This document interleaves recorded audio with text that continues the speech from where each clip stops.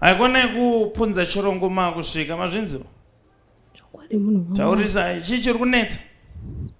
Ndatambura munhu waMwari ndinoyamwiwa mazamu.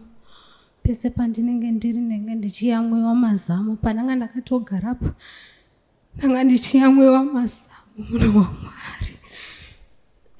Woyamwiwa. Chokwadi munhu waMwari. But munhu wacho anenge achikuyamwai munomuona ere? Munhu wacho ndenge ndisingamuoni munhu waMwari. Asi ndenge ndichinzwa kudhonzwa. Okay.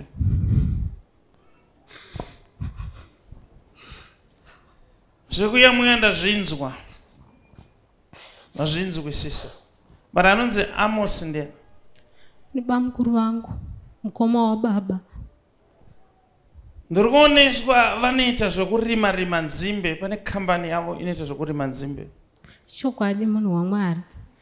Bamukuru Amos vane divisi ravakatora rekurimisa nzimbe. Saka ndo mishonga iri kukuvadzai mese mumhuri. Nokuti mumhuri menyu pagore rega rega panofiwa. Chokwadi munhu waMwari. Nanzi naJehovha arufana kufa gore rineri ndiwe.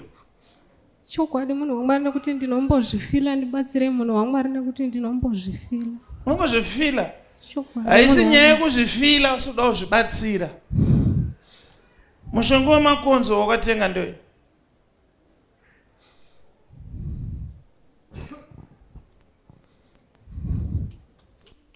Uyu mwana uyu ari kuronga kuzviuraya uyu.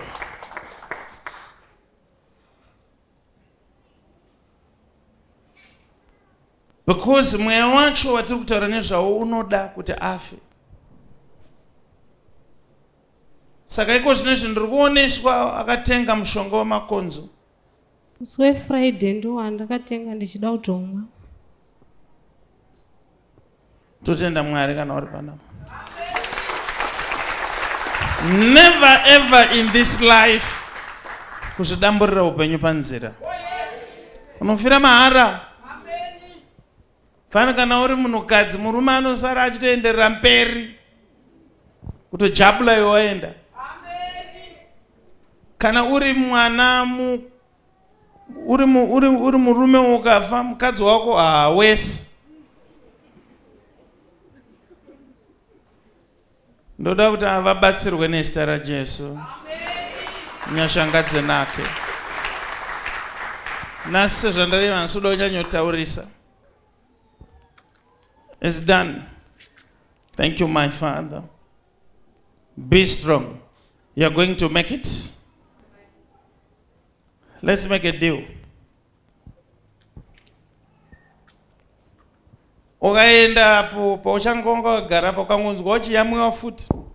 Mozi ndakunamatira kuti upore. Chokwadi.